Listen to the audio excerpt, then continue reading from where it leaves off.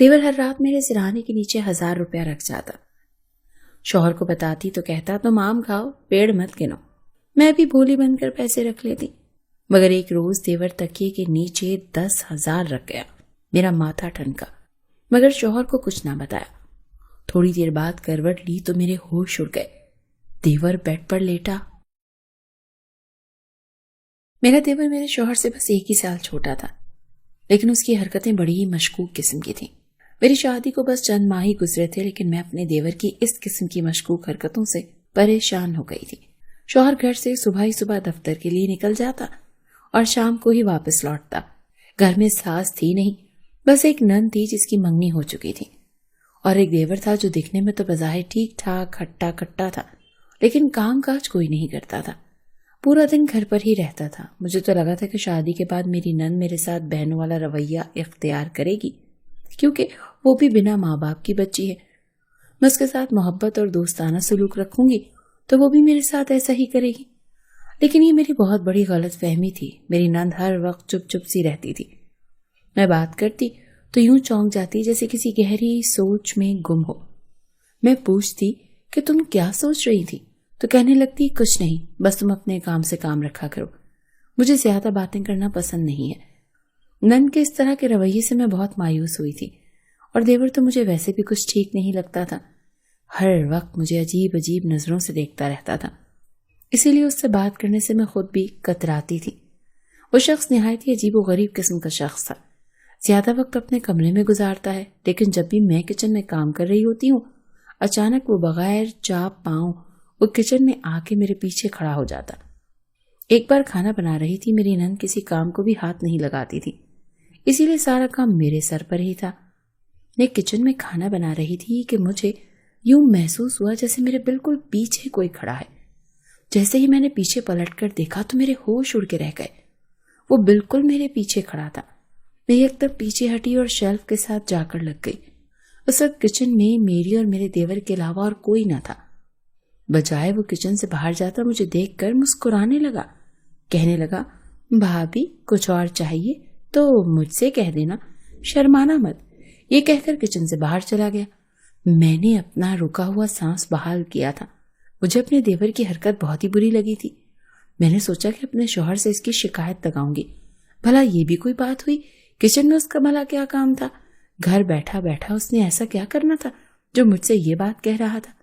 بلکہ وہ تو خود میرے شوہر کی کمائی سے مفت کی روٹیاں توڑ رہا تھا.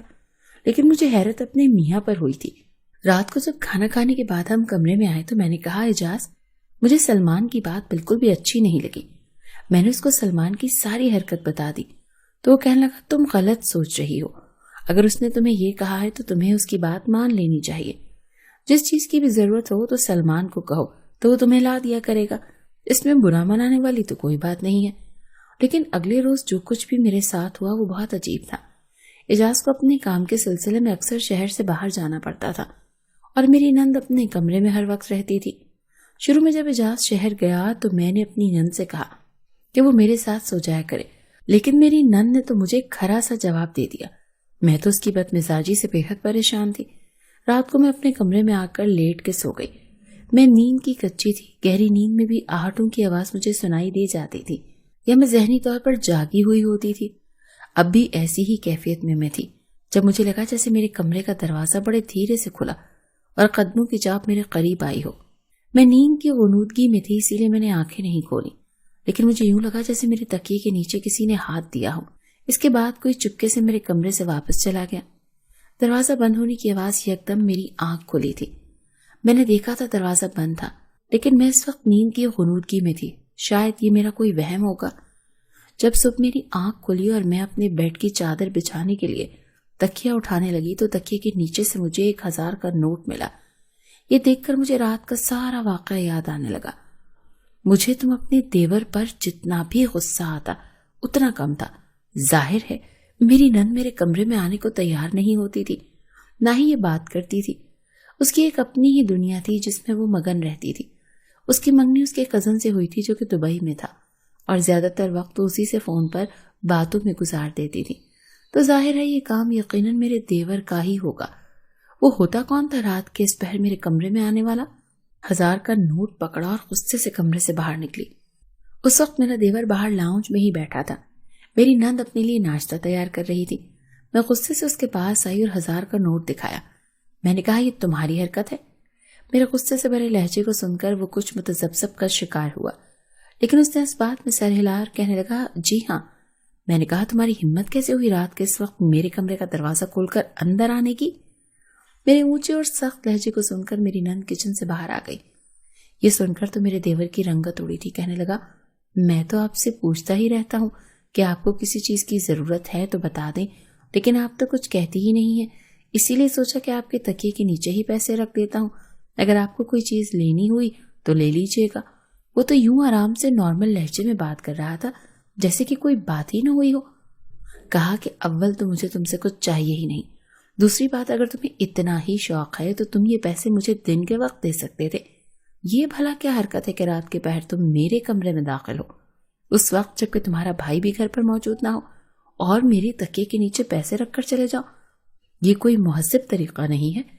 मेरी नंद ने जब मेरा सख्त लहजा सुना तो बजाय अपने भाई को बुरा भला कहने के, कहने लगी, देख लिया तुमने इस लड़की के तेवरों को।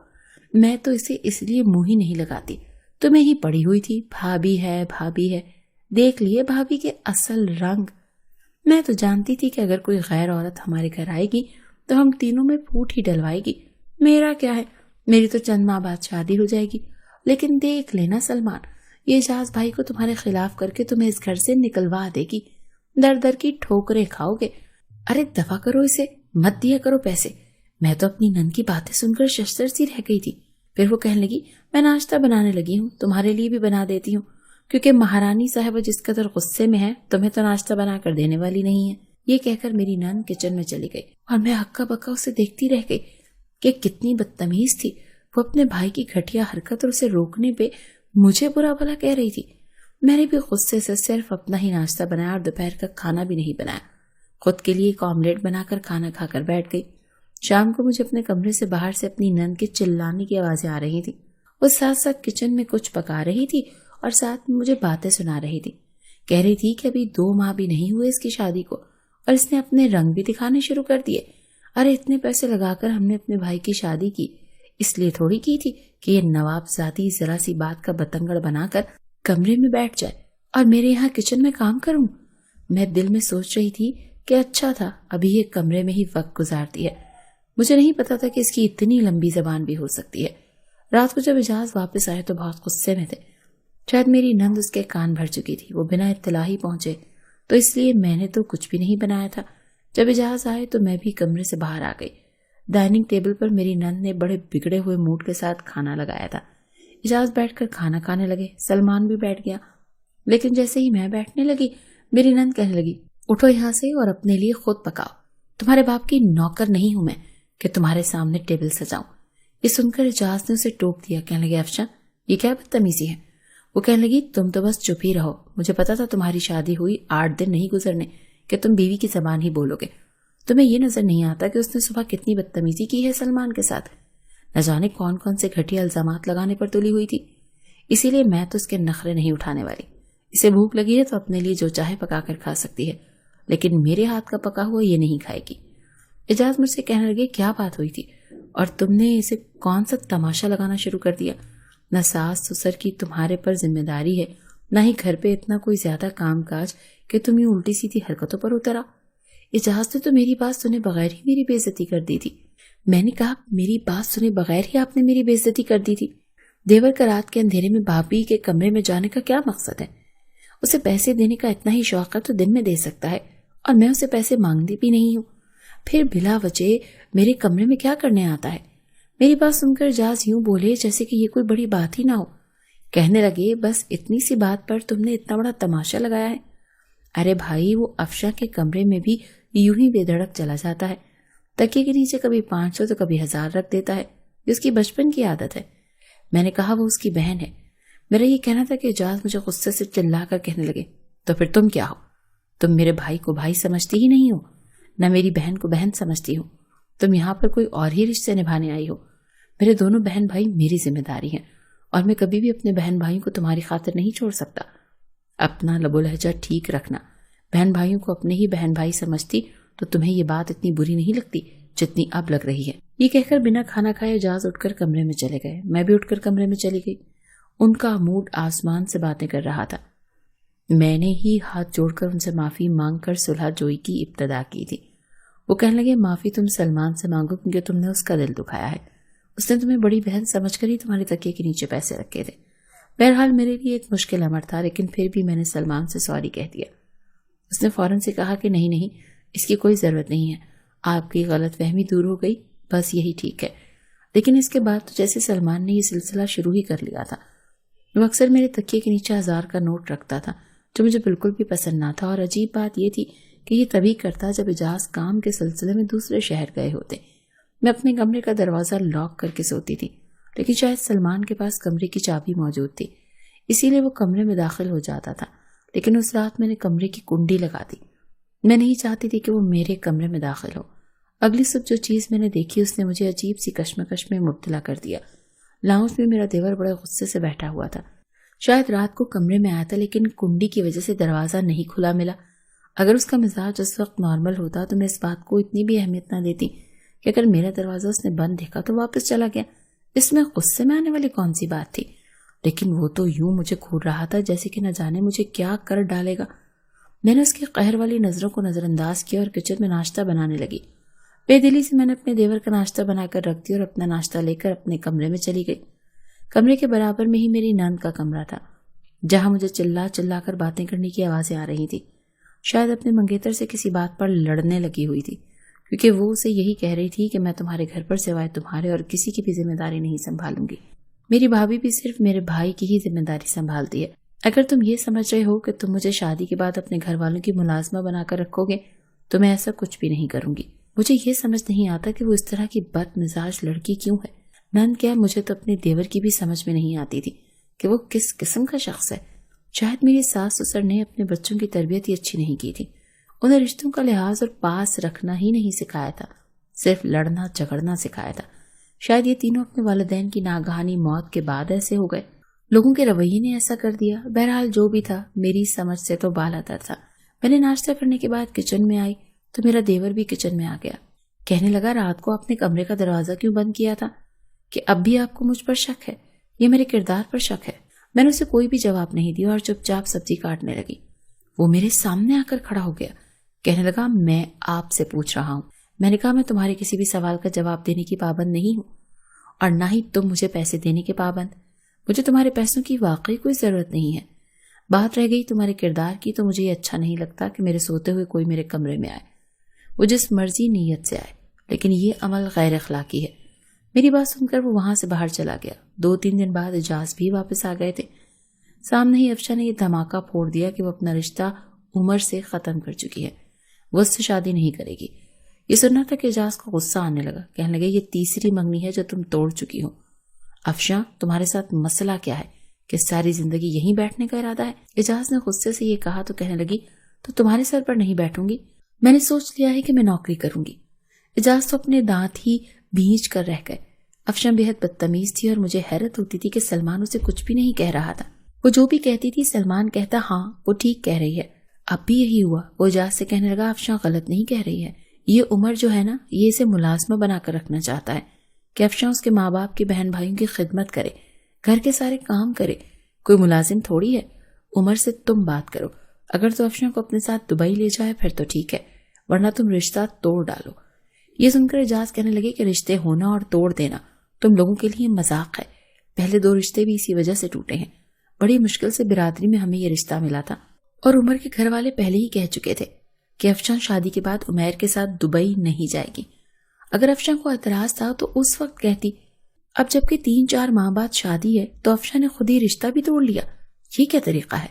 یہ کہنا تھا کہ افشا پھٹ پڑی، کہنے لگی میں جانتی ہوں تم کس کی زبان بول رہے ہو، یہ جو میسنی بنی بیٹھی ہے نا تمہاری بیوی، یہ سب تمہارے کان میں اسی نے بھرا ہے، سارا زہر گھول کے رکھ دیا ہے تمہارے کان میں میرے خلاف۔ میں نے تو اس کی باتیں سن کر حیران ہی رہ گئی، مجھے تو کسی بات کا علم تک نہ تھا، یہ تک معلوم نہ تھا کہ وہ خود ہی اپنی منگنی اور رشتہ توڑ چکی ہے، نہ ہی اعجاز نے مجھ سے کبھی اپنی بہن بھائیوں کی اس طرح کی باتیں کی تھی، لیکن بلا وجہ ہی میں بری بن گئی تھی۔ کہنے لگے کہ میں نے اپنی بیوی کو اوقات میں رکھا ہے، میں اس سے تم لوگوں کی باتیں نہیں کرتا، اور تم بھی اتنی بڑی نہیں ہوئی کہ تم اپنے رشتے خود ہی توڑتی پھرو۔ عمر سے کہوں گا کہ وہ آ کر تم سے شادی کر لے، لیکن افشاں بفر کر رہ گئی۔ کہنے لگی میں اس کے گھر میں نہیں رہوں گی، مجھے اس کے ساتھ دبئی جانا ہے، اور اگر اس بات پر تیار نہیں ہوتا تو میں یہ شادی نہیں کروں گی۔ وہ یہ کہہ کر اٹھ کر اپنے کمرے میں چلی گئی۔ سلمان بھی کہنے لگا کہ تم افشاں پر زبردستی نہیں کر سکتے۔ اجاز کہنے لگا کہ تم زیادہ اس کی طرفداری مت کرو، اس طرح سے کبھی بھی اپنا گھر نہیں بسا سکے گی۔ سلمان اجاز کی بات سمجھے بغیر اپنے کمرے میں چلا گیا، لیکن مجھے اجاز کی بات ٹھیک ہی لگی تھی۔ میں نے جب اجاز سے اس بات کی وجہ پوچھی تو وہ کہنے لگا کہ جب ماں باپ سر پر نہ ہوں تو بہن بھائی اپنی منمانیاں کرنے لگتے ہیں۔ شروع سے ہی میرے والدین کی لاڈلی تھی اور ان کے انتقال پر وہ زیادہ ہی خود سر ہو گئی ہے۔ عمر ایک سمجھدار لڑکا ہے، میں نہیں چاہتا کہ اس کا رشتہ ٹوٹے۔ اجاز بہت پریشان تھے۔ میں نے سوچا کہ مجھے ہی اس بات کا کوئی حل نکالنا چاہیے۔ میں نے یہ بات محسوس کی تھی کہ افشاں اجاز سے زیادہ سلمان کی بات مانتی ہے، اسی لیے میں نے سلمان سے ہی بات کرنے کا فیصلہ کیا۔ ایک رات جب اجاز سے شہر کام کے سلسلے میں گئے تھے تو سلمان میرے کمرے میں پیسے رکھنے آیا۔ 10,000 تکیے کے نیچے رکھے۔ میں فوراً سے اٹھ بیٹھی اور بیٹھ کے سائڈ پر رکھے لیمپ کو جلا دیا۔ مجھے جاگتا دیکھ کر وہ کچھ متذبذب سا ہوا تھا، شاید اسے لگا کہ میں اس پر چیخوں چلاؤں گی، لیکن میں نے ایسا کچھ نہیں کہا۔ میں نے کہا مجھے تمہارے ان پیسوں کی ضرورت نہیں ہے، مجھے پیسے دینے کے بجائے تم اپنی بہن کو عقل دو، وہ تمہاری بات مانتی ہے، اس کا گھر بسنے دو، اسے سمجھاؤ، وہ زندگی کو سمجھوتے کے ساتھ گزارے۔ میں اس گھر کے سارے کام کرتی ہوں، کھانا بھی بناتی ہوں، بس میں نے ایک دن نہیں بنایا تو افشاں کو کتنا برا لگا تھا، تمہیں بھی برا لگا تھا، حالانکہ تمہاری حرکت بالکل غیر مناسب ہے، لیکن پھر بھی میں نے تمہاری یہ بات بھی برداشت کرنے کی کوشش کی کہ مجھے اجاز کے ساتھ گھر بسانا تھا۔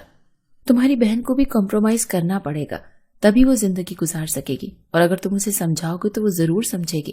میری بات خاموشی سے سن کر سلمان کمرے سے باہر چلا گیا۔ اس کے بعد میں نے افشاں کے رویے میں واضح فرق محسوس کیا تھا۔ سلمان شاید اسے روز یہی بات سمجھاتا تھا، اسی لیے اس نے شادی سے انکار نہیں کیا۔ چند ماہ میں رخصت ہو کر عمر کے ساتھ چلی گئی۔ اس شادی پر ہی میں نے اپنے دیور کے لیے بھی لڑکی پسند کر لی۔